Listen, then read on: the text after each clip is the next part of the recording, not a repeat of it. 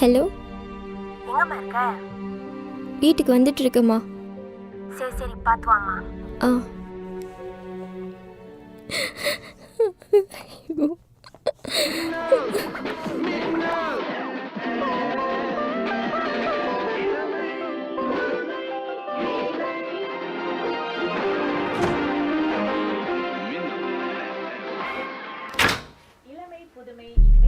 ஏம்மா late? Bus late ஆச்சுமா. சரி, குளிச்சுட்டு வா, சாப்பாடு ரெடி பண்ணி வைக்கிறேம்மா.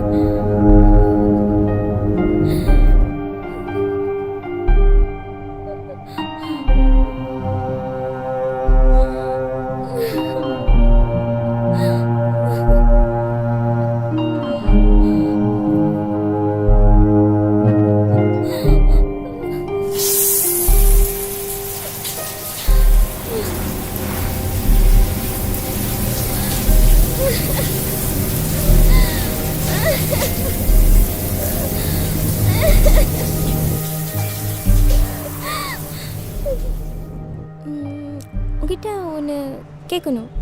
சொல்லிடி. என்னைக்காவது உனக்கு பீரியட் தள்ளி போயிருக்கா? ஆ, இல்லையே. ஏன் கேட்குற? இல்லை, வா போகலாம்.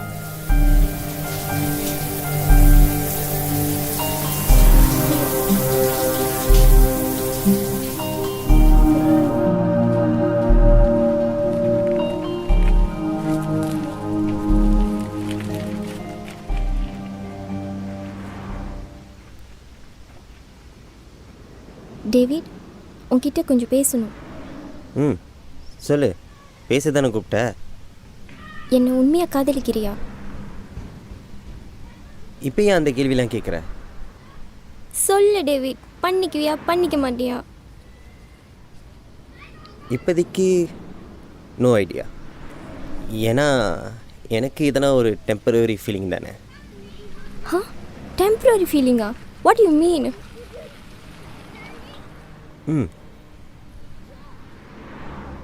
இதெல்லாம் பேசுகிறதுக்கு இப்போதைக்கு டைம் இல்லை. சரியா? வந்த விஷயத்தை மட்டும் சொல்லு. டேவிட், நான் ப்ரெக்னெண்ட்டாக இருக்கேன்னு நினைக்கிறேன். ஷிட். அதுக்கு என்னென்ன பண்ண சொல்கிற? என்ன பண்ண சொல்கிறேன்னா, 2 பேர் சம்மதத்தோடு தானே நடந்துச்சு. நீ என்னை காதலிக்கிற ஒரே காரணத்தினால தானே என்னையே உனக்கு கொடுத்தேன். இப்போ என்ன பண்ண சொல்கிறேன்னா? லிசன், அதெல்லாம் ஒரு accident. It's just accident. Oh, accident.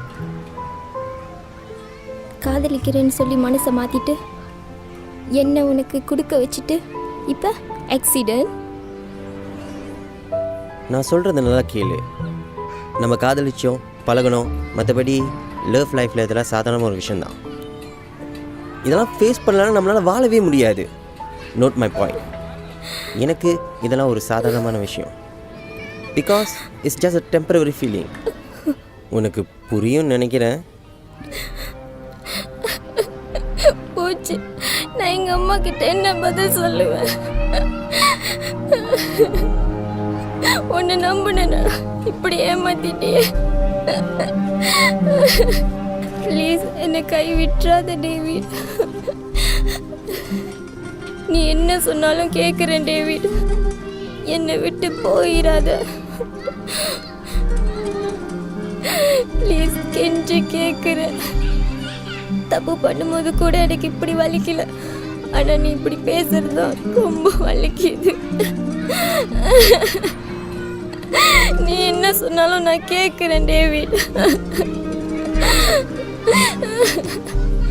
நான் என்ன சொன்னாலும் செய்வியா? செத்துரு.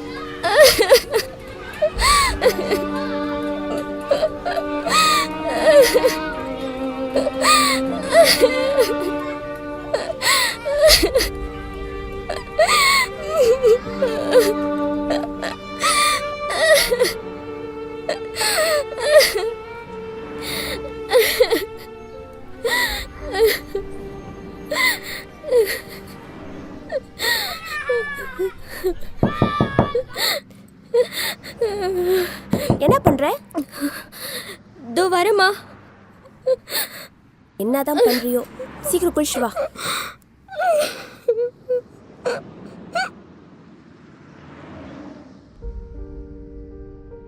ஒரு பொண்ணா இந்த உலகத்தில் வாழ்கிறது எவ்வளோ கஷ்டமான விஷயம். அதுவும் சந்தோஷமாக வாழ்கிறது எவ்வளோ பெரிய விஷயமா இருக்குது. காதல் என்ற பேரில் ஆசையை வளர்த்து அவங்களோட பசிக்கு நம்மளை ஒரு இரையாக்கி ஒரு சுதந்திரமாக சுத்தும் பறவையை அடித்து அந்த ரெக்கை இல்லாத பறவை போல் நடக்க விட்டுறாங்க. அது மட்டும் இல்லாமல் சின்ன குழந்தைலேருந்து வேலைக்கு போயிட்டு வரும் பெண்கள் வரைக்கும் சும்மா விட்டு வைக்கிறதே இல்லை. நம்ம வாழவே முடியாதா? சுதந்திரமாக சுத்த முடியாதா? இதுக்கெல்லாம் ஒரு தீர்வு கிடைக்காதா? தப்பு பண்ணுறவனுக்கு ஒரு தடவைக்கு 100 தடவை யோசிச்சிருக்கணும். யோசிக்கலை. ஏன், எதுக்கு, எப்படின்னு யோசிக்கிறது இப்போ கேள்வி இல்லை. இப்போ கேள்வி எல்லாம் நம்ம தப்பு பண்ணுறோமா, இல்லை அவங்க நம்மளை தப்பு பண்ண வைக்கிறாங்களா? ஒரு வேளை சட்டையை கழட்டுறது நேரத்தில் நம்ம கண்ணு விழிச்சிருந்தோன்னா?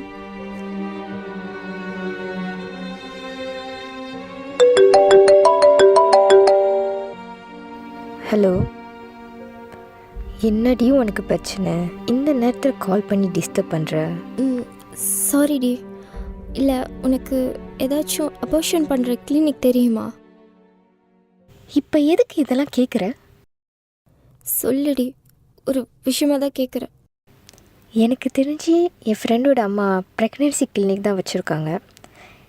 நான் வேணும்னா அவங்க நம்பரை தரேன், கால் பண்ணி பாரு.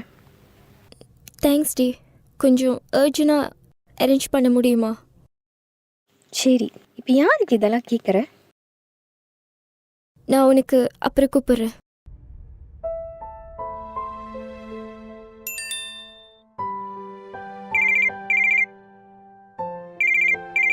ஹலோ மேம், நான் அர்ச்சனா பேசுகிறேன்.